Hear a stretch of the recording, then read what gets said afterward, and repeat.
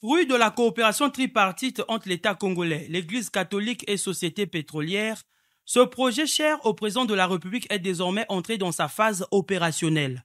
En effet, l'Université catholique de Liambou, qui a accueilli ce mardi le Premier ministre Anatole Koliné-Makosso, a démarré ses activités de manière expérimentale avec 121 étudiants à la suite d'une première rentrée académique intervenue le 19 mars 2024, suivie d'une seconde le 8 octobre 2024, ce qui équivaut à ce jour à 2 promotions qui se forment dans des filières telles que les mathématiques, la physique, la chimie, la biologie, les géosciences et l'informatique.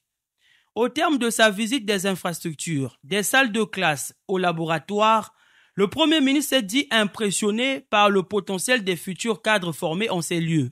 L'échantillon que nous avons rencontré tout à l'heure, l'expression des élèves, la maîtrise de leur domaine, avec le lexique approprié, la parfaite connaissance au bout de 4 semestres pour certains, je crois, et 2 pour d'autres, montre bien qu'il y a vraiment du potentiel ici, que nous sommes en train de former une véritable élite.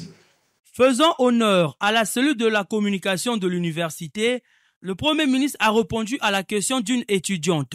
Monsieur le Premier ministre, chef du gouvernement, vous voici au terme de la gestion de l'Université catholique du Congo-Brazzaville, l'UCCB aussi. Pensez-vous que celle-ci constitue un atout précieux pour la jeunesse congolaise? Bien sûr, bien sûr. Comme déjà toute université, a fortiori la vôtre, avec toutes ces infrastructures et ces équipements modernes. On peut être sûr, au regard de ce que nous avons vécu tout à l'heure, avec les quelques commentaires que vous nous avez fait de vos formations, on peut être rassuré de ce que oui, nous avons ici un vrai creuset de l'élite congolaise et nous pouvons être sûrs que la valorisation du capital humain, la formation de la ressource humaine dans des domaines pointus, qui était parfois dans notre pays considéré comme la dernière roue du carrosse, et que cette formation élitiste dans ces domaines pointus va être effective. Une réunion a été tenue avec le comité de pilotage, la direction de l'université et les représentants des entreprises pétrolières. Cet échange avec le gouvernement a permis d'examiner les enjeux majeurs du projet tels que la problématique du transport des étudiants ou encore la facilitation du passage au péage pour les membres de la communauté universitaire. Le gouvernement a exprimé sa volonté de prendre des mesures concrètes et de consolider cette dynamique partenariale. C'est un financement de l'État congolais, mobilisé au travers des opérateurs pétroliers, mis à la disposition de l'Église catholique comme bénéficiaire au profit de la jeunesse congolaise. Voilà, donc il faut déjà le reconnaître ainsi.